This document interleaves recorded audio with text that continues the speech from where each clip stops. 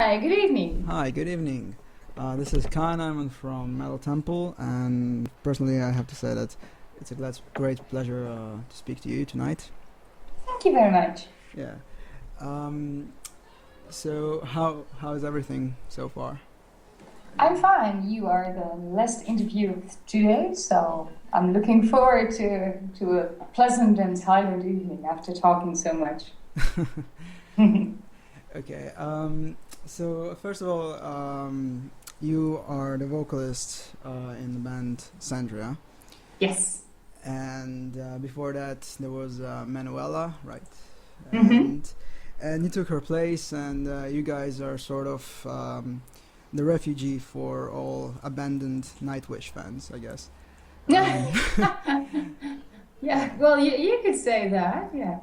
Yeah. The first thing that comes to my mind when I think about it is whether if Nightwish are in fact one of your influences. Well, I think you could say that. We all love Nightwish very much. Some of us are really fond of the earlier style, and some still like it today. That differs a bit. I must say that for me, really the magic in Nightwish was there when Tarja was in the band. Not to say that I don't like Annette or Floor, because especially Floor I'm very fond of. I think she's a tremendous singer. But since I'm a classical vocalist myself, of course, Tarja has my preference. Yeah, I think the band had a real big influence on us all individually. But I must also say that when we write music, our main focus is to be in the symphonic metal style and not to be a copy of them in their new or old style. And with that said, a lot of your more known songs are very, very similar to the Nightwish earlier style. Yeah, you could say it. Well, to be honest, I think it's because they are, in my opinion, they are one of the true masters of the genre. And we can only strive to be that.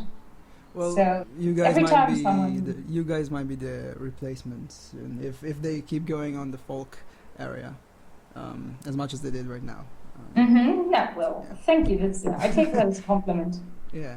So you're also Dutch as Nightwish's own vocalist, Floor Jansen. And with that said, I do want to ask you what is your personal insight about the progression and the increase we see in Dutch musicians and bands? Yeah, well, I don't know where this is coming from. Someone should really do some research on this because it's staggering, right? The numbers. There are so many, especially singers coming from the Netherlands. That yeah, it's. I don't know why. There must be something in the water or something. Yeah. Well, that said, so as we said, Sandra doesn't really need an introduction as far as we already did. But talking to you, I do want to ask you a little bit about your history in singing, where this comes from, or maybe when did you start singing in a metal band?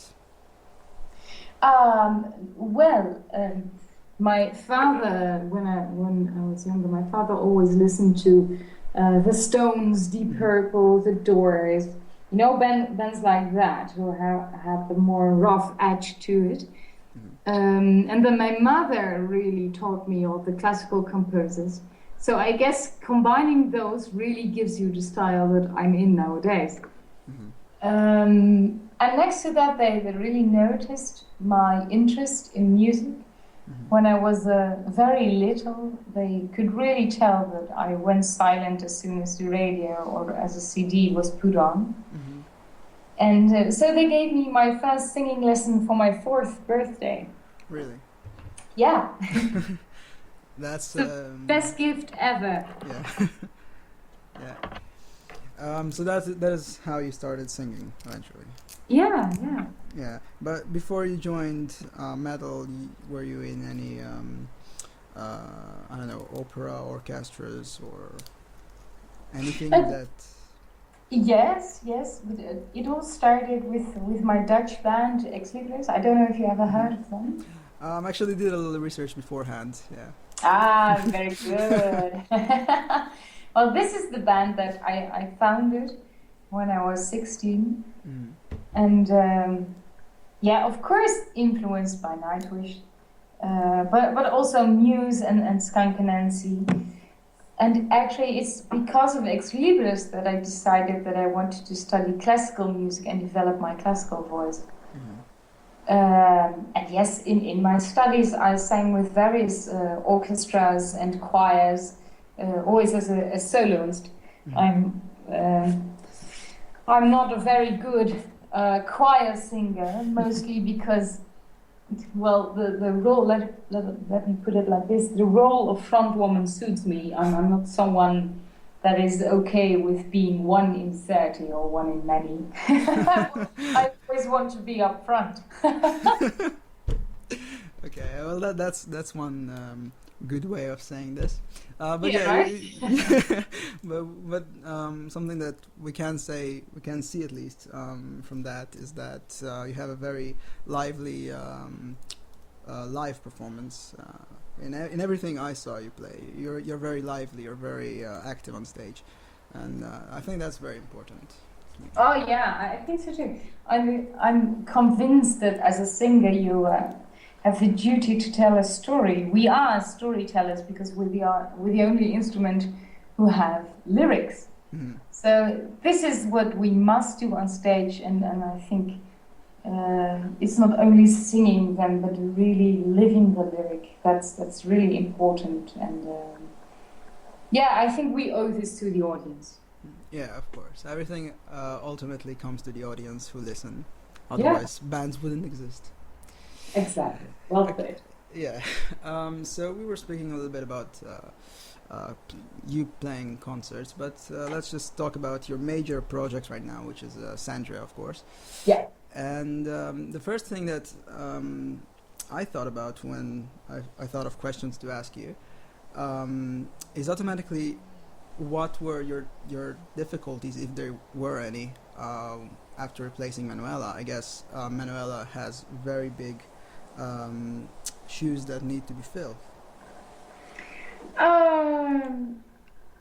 Well, yes and no. Yes, of course, because she has been a major part in the band and she helped the band grow a lot. Mm-hmm. But no, only because I don't see it like that. Mm-hmm. Not only with Manuela, but I will never try to be a copy of someone else. I think that's not true to me, that's not true to the audience. I simply don't believe in that. You have to be yourself, or otherwise it doesn't work. It becomes something fake, and that's not what music should be about. True, I agree. And well, I studied my voice at the conservatory for 7 years. Mm-hmm. I studied 4 years for my bachelor degree and then 3 for a double master. And after all these studies, well, I wasn't so afraid to start a project like Xandria anymore, because I'm very much aware of what I'm capable to do. Mm-hmm. And when the offer came in, of course, I thought about that. I thought, is this something I can manage? And well, pretty soon I thought, hell yeah. Well, yes. Well, the first album that you released with Xandria was Sacrificium. Yeah. Sacrificium, something like that. No, Sacrificium. Sacrificium. And to me, as a less known musician, at least let's put it this way, I'm interested in knowing how the experience and was by recording an album like this, especially when your former material in Ex Libris, for example, is Mm-hmm. a bit different. Well, a bit. Yeah. Yeah. I think there are much differences in between the repertoire. Yes, they are, definitely. Yeah.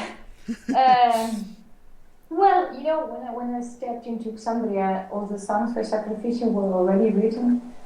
we could do minor things, change some tonalities, some minor things in the vocal lines we had to change because they simply were too high or too low, stuff like that, you know. Only fine tuning. And now for the EP, I had so much more room to, to make my mark, but also to say, this is how my voice works, and this is how we will get the best sound, the best vocal sound. And here I can do this, and here we should leave this out, but we can do this, and blah blah blah, and so on. Okay. And I'm very proud of what Sacrificium is, but on the EP, I'm sure that you can hear that I know my place in the band much more, and also the band is open to me saying what I can do vocal-wise. Yeah, actually, you've released also a sample from the EP, which, by the way, I really liked, and I think it's a great turning point for Xandria. It sounds really interesting. Thank you. Yeah, and that was actually the next topic I wanted to ask you about. But what I'm more curious about in the EP itself, beside of how it will turn out to be, is the remaking of 2004's Ravenheart and 2005's Now and Forever, and also the cover to Sonata Arctica, which is something I don't think anyone would have expected. And I personally enjoyed the sample results. So cool. Well, for the remakes, these are songs we really like, and the audience also really likes. And of course, I'm already singing them for 1.5, almost 2 years now live. So if you check YouTube, it's already out there how these songs sound with my voice. But that wasn't the only thing that would bring them up to date. We also really needed to lift them into the new sound that Xandria started making with Neverworld's End. So it's more bigger, it's more bombastic, more daring, more out there. And these songs were of a different era, so to say, and they lacked that a bit. So we kind of tilted them into the sound that Xandria has now. For the Sonata Arctica cover, we were touring with them in America for 6 weeks when we were approached by a Scottish label who wanted to do a Sonata Arctica tribute album. And on this, various bands would all record one song in their own way. So it would be an album filled with covers. And we chose Don't Say a Word because this was the last song of the live set that Sonata played every evening. And for us, this was the real party starter because we would walk up to our merch booth during that song and wait for the audience to thank Sonata Arctica and then come our way to our merch booth. But in these minutes, we had the whole room to ourselves and we could just party along to the song, and as you will notice, it's a song on which you cannot stand still. Yeah, it's a very pacey song, and it has a lot of aggression into it. Yes, it does. And I really like the whispers part in it, that in the sample at least that you gave. Cool. That's that's something new that I haven't heard from Xandria yet. So yeah, that's really my thing. All right, and how was the encounter with Sonata Arctica fan, their Sonata Arctica camp? Oh, they are. You have a dog? Actually, I do. I didn't expect her to bark, so. Well, my apologies for that. No, it's okay. I have one too, but he's silent. He's just listening to me speaking right now. Well, they are very friendly. I think the Finnish are more to themselves than maybe Dutch people. The Germans are also more to themselves. You know that the Xandria is a German band, but I'm from the Netherlands. You know this, right? Yeah. So and the people from the Netherlands tend to be more outspoken. Or at least that's what the guys keep complaining about to me. Well, that's a universal problem, maybe. But Yeah, maybe it's just a man-woman thing. But the guys from Xandria are all very lovely, and we got to know each other during the tour, and we had some dinners together, and we even went bowling together, and it was a lot of fun. And with that speaking, do you remember any very memorable and very specific memory that comes from a concert before? During the tour? Yeah. Ooh, during any tour or during any concert? Well, there are so many. Well, you know, every concert has its own unique moments, and so many things are special. Something that might be very special to us was when we performed in St. Petersburg in Russia. Mm-hmm. Our fan club there really had a lot, and I really mean a lot, of presents that they gave to us during the songs. For example, when I sang about flowers, that all of a sudden everywhere in the audience popped up roses, and they were all, well, handing them to me, and I couldn't even carry my microphone at a certain point in stuff like that. When the Raging Heart, they all lifted up hearts that they cut out of cardboard and with ravens on them, and I was so surprised that they really made an effort, and this was very cool. Okay. And look at the other side of the coin. Did you ever go to a very great concert just to hear as a fan? Yes, well, many. Do you remember the best one?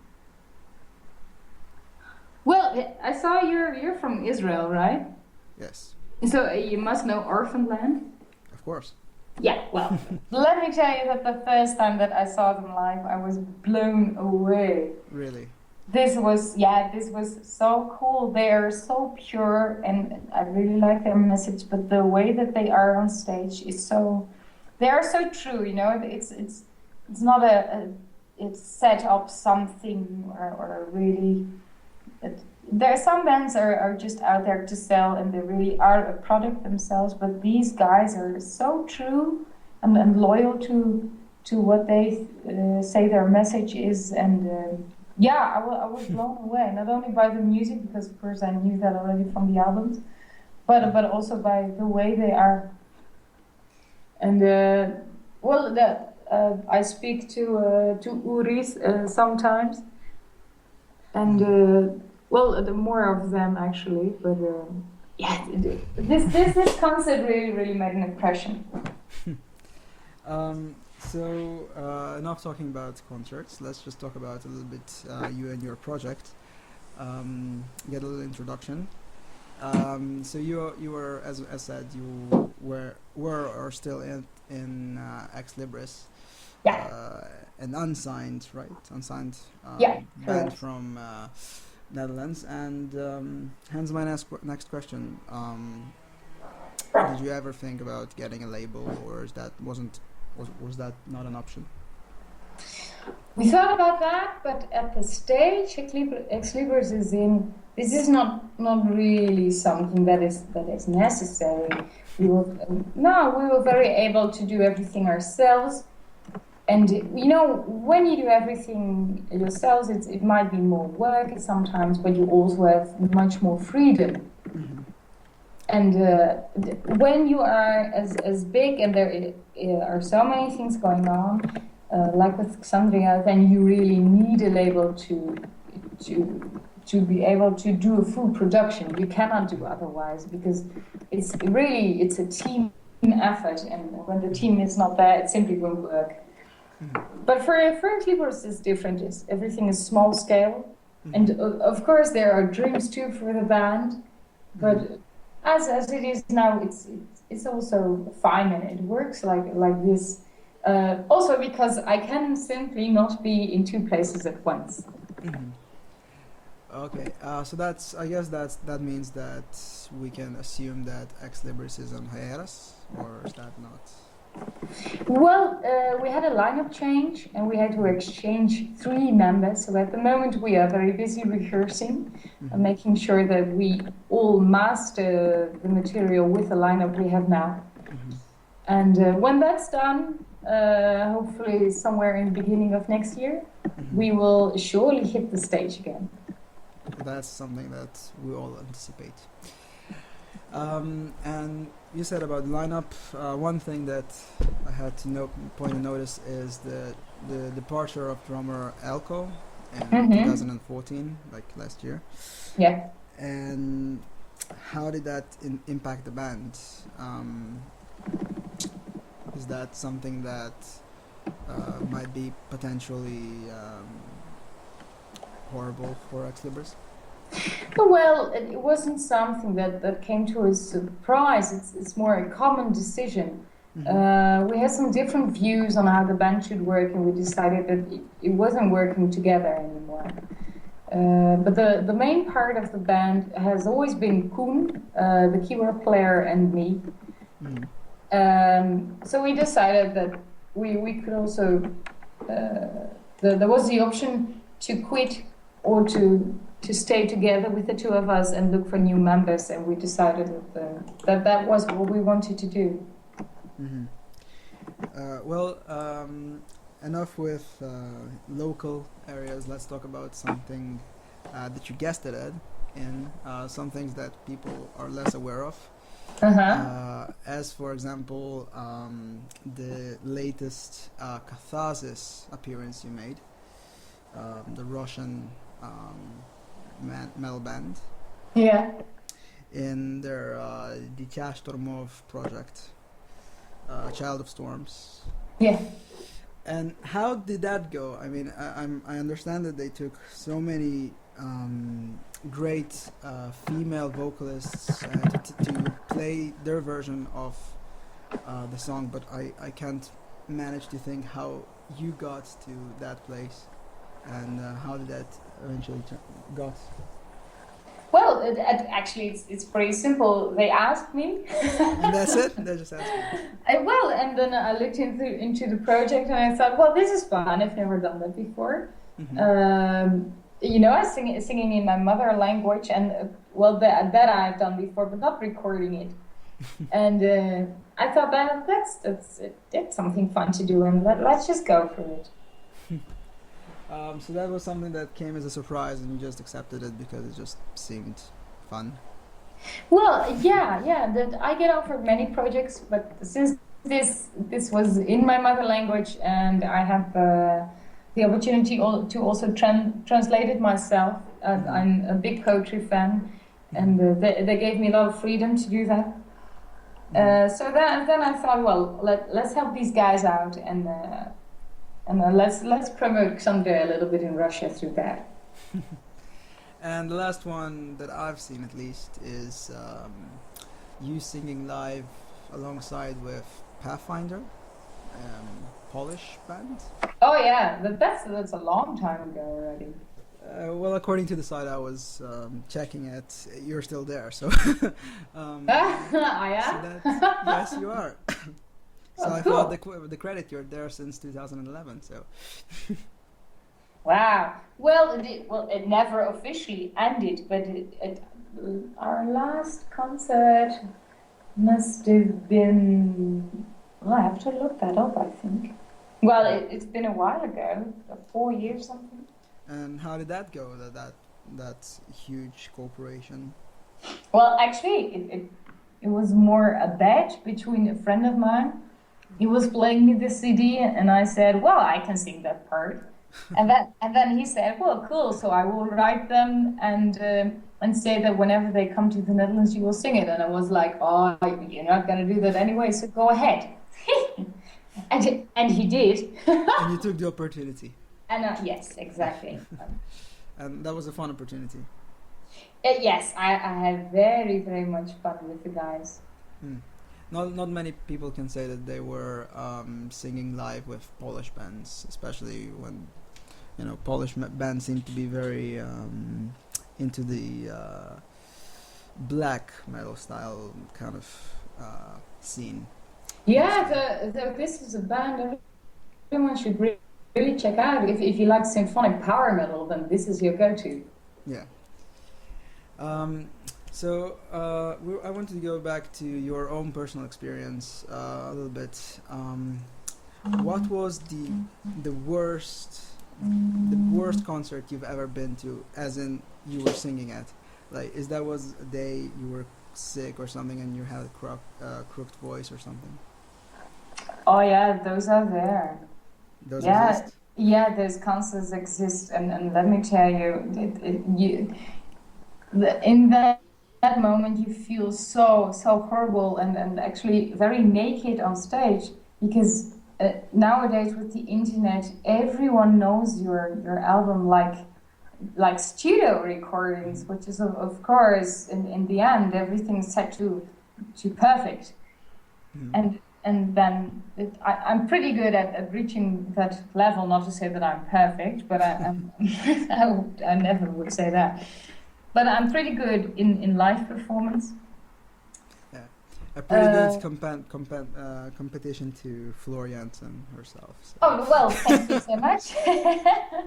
Oh, she's awesome. Yeah, she's good. She's good. But yeah, there are those days where you just get sick, or the the all surroundings, all facets just aren't there, and Mm-hmm. well, I have to work my way around it, and not always people will know. Mm-hmm. But it's a different way of singing because I'm not as relaxed as usual on stage. Mm. Well, from the concerts and I've seen you play live, you do seem very relaxed, almost as if it was your home. Um, It is my home. I really, when I'm on stage, I'm the happiest of my life. There's that's no moment where I'm happier than when I'm happier.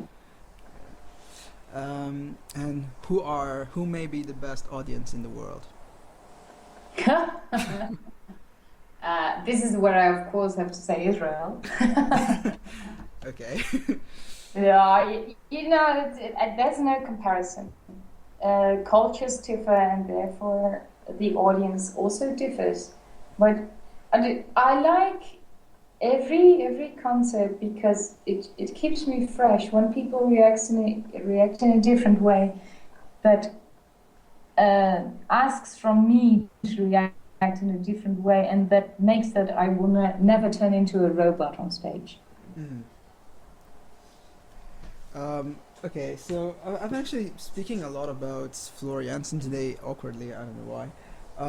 But there was one fast that I did want you to uh, tell me your take on it. She actually confronted the definition of female-fronted bands and called it, like it shouldn't exist, this phrase. And I did want to ask you, as a female vocalist in a female-fronted band, if that term is even hurtful to you, or Yeah, I've seen this, and I've also seen many other singers comment on this and having an opinion about this. I must say that I've never seen it that way. mm-hmm.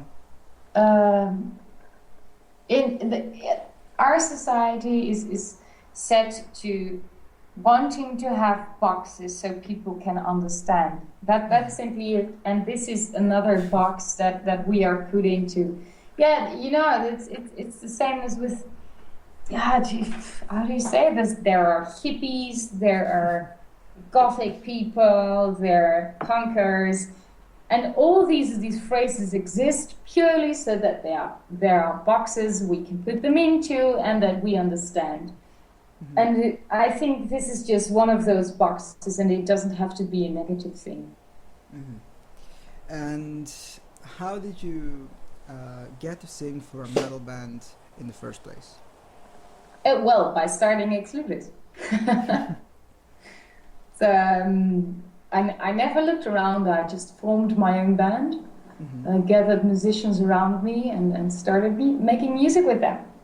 And was that an inspiration, like something you would always wanted to do, to start a metal band? Um, Well, I've always wanted to sing. Okay. But then later on, I decided what I wanted to sing. And for me, pretty soon after I discovered Nightwish, I knew that I also wanted to sing with a classical voice in a heavy metal band. Yeah. So you find the right outfit for you. Oh yes, I have. This is, yeah, but it's unbelievable. But this is a dream come true. And anything you have to say for your fans who are listening, and there are plenty. Yeah, I want to thank everyone for their support. I'm really hoping that they're keeping up with us and that they will enjoy our new music, because without them, without our fans and followers listening to our music, we would have no goal to make that. And I'm so very thankful of that. Yeah, so with that note, I do want to refer everyone to Xandria's newest EP, Fire and Ashes, and its release date, which is... July 31st. Okay, so that's... Only already... a few days. Yeah, it's on this Friday. Yes.